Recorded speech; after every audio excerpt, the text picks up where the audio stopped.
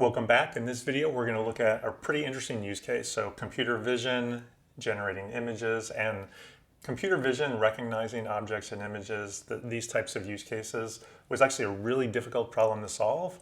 When convolutional neural networks came around, that greatly improved the process. So we're going to look at why this is a difficult problem and how this technology works. So let's take a look at this image. I took an image and ran it through a convolutional filter, and a fairly weak one, but you can see sort of the sketches and outline of an object. And most likely you can probably already guess at least what the primary object in this image is. If I strengthen the filter just a little bit, now you can clearly see that this is a stop sign. We don't know what else is around the stop sign, but this is an example of how with just a few kind of lines, you can already start to detect objects. And we're going to see how convolutional filters and convolutional neural networks takes huge amounts of data, because image files, you probably noticed, can get fairly big, and to be able to identify then what objects are in that image and where they are located.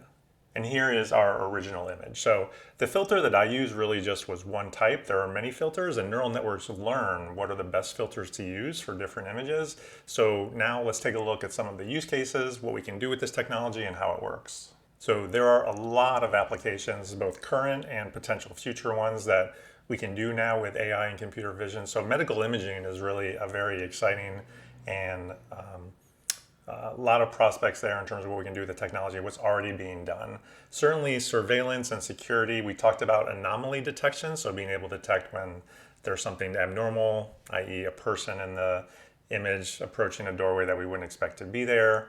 Autonomous driving, vision is a huge part of it, and here you can see this from this image, an example of how we are identifying different objects, not only identifying them, but putting a bounding box around where they are located. So robotics as well. So there's a lot of exciting applications here. Here in this animation, you can see the process as we're progressing through the street and continuously identifying objects, identifying what they are and where they are. Okay, I've shown you this diagram before, and I want to start to build the foundation for why this was and is a difficult problem to solve. So in tabular data, we have a piece of information. We know in context what it refers to. In language, you have sequences of words. So image data, you have 2 dimensions of pixel data. Here is a simple black and white, so you just have one channel, but every single pixel is only important in the context of the data in which surrounds it. So there is actually a ton of information there that we need to process. Just to flush this out a little bit further, in this grayscale image, you can see that every pixel has a value from 0 to 255, which corresponds to how much toward white or black this color is. So you have this matrix or 2 dimensions of data. And this is a very small image. So there's a small number of pixels here compared to images that you would take on your smartphone, for example.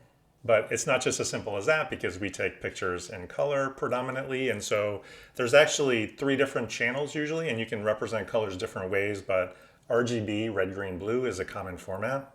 So you have in each channel from 0 to 255 how much of that color shows up, and you can see here some examples of common colors and what they look like and what the numbers. So what you normally have is for a single pixel 4 bytes, you have these 3 channels, so information, how much red, green, or blue, and then also usually the 4th is how much the alpha channel, so how transparent that is. So 4 bytes for 1 pixel. Okay, now let's look at how big those get. Okay, so there's our Abraham Lincoln, which is a 12 by 16. That's 192 pieces of information, which doesn't even show up in this oldest iPhone image resolution that I've got here. And this is outdated now. There's obviously more recent versions, but you can see, so if you had a 1024 by 1024, that is what 1 megapixel would be. And once you get up to iPhone 10, now you're talking about a single photo being 12 megapixels. I'm sure it goes higher than that. So these are vast numbers of pixels. Like by themselves, taking each one of those, it's too much information for us to be able to process. We have to find a way to identify features, meaningful features out of that, to be able to begin to solve this problem.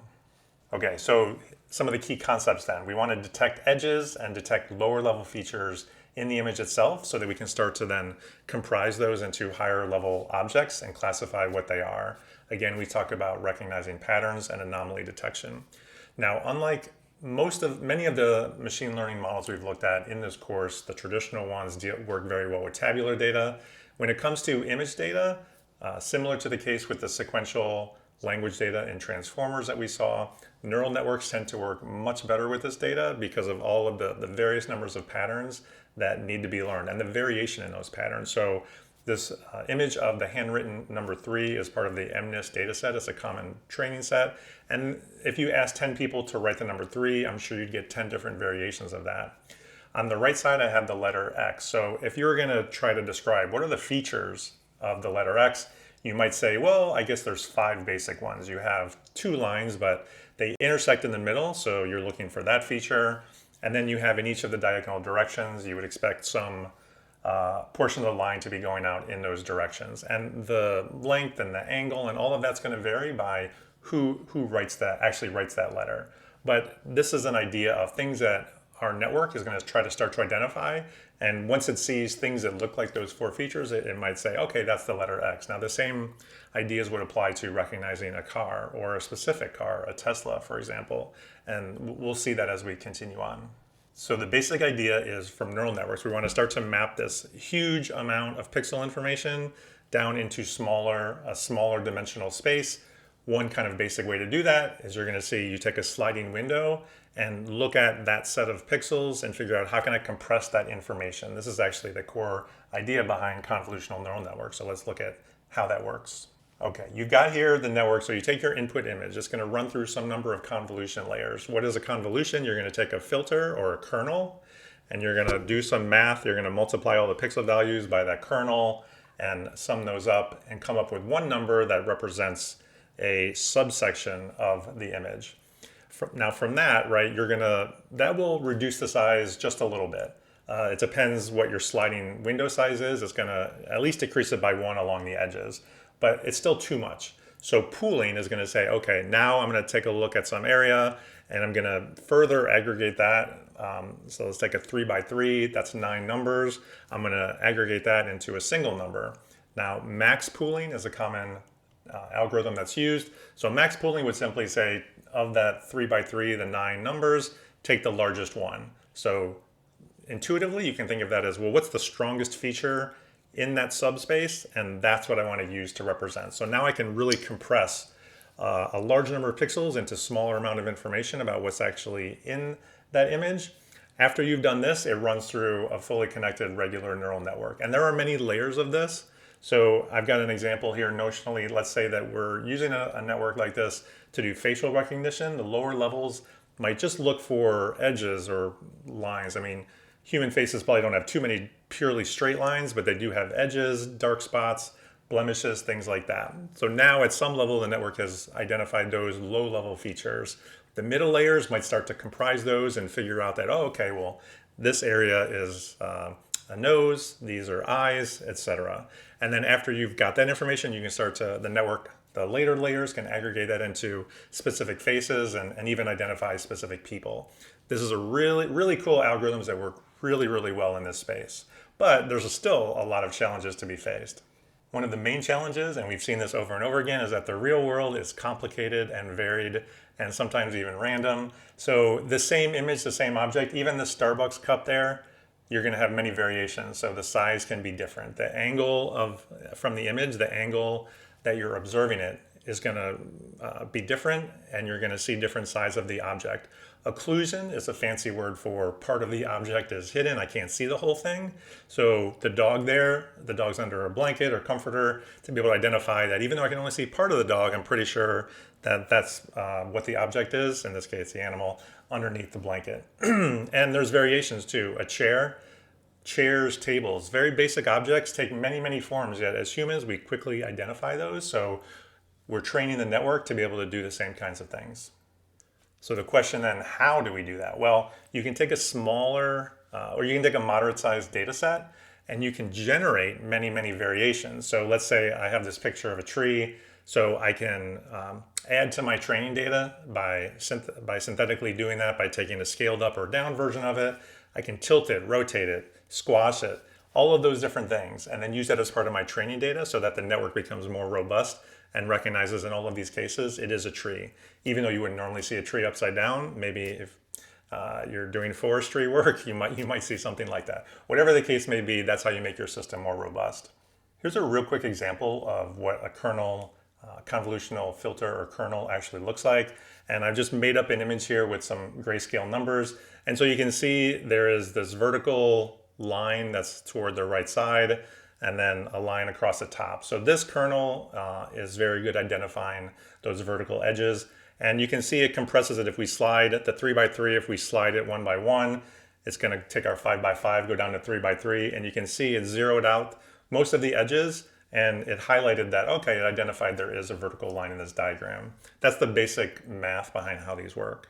I want to show you just a little bit, a few more examples of how this works. So I've got a notebook here, and I'm going to generate some variations of the letter X with just a little bit of variance in each one. So what I'm going to do now is run this through a filter. And here I just want to show you, you can see the filter is picking out the edges pretty strongly. These are simple images with really only 2 colors, so it's fairly easy for it to do that.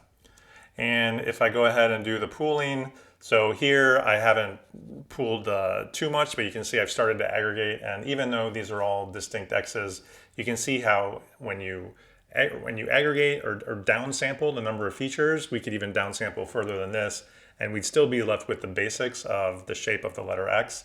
That's how you can reduce the amount of data and then use that information through essentially like a classifier that we've looked at, but through the neural network to identify what letters or what objects are in the image.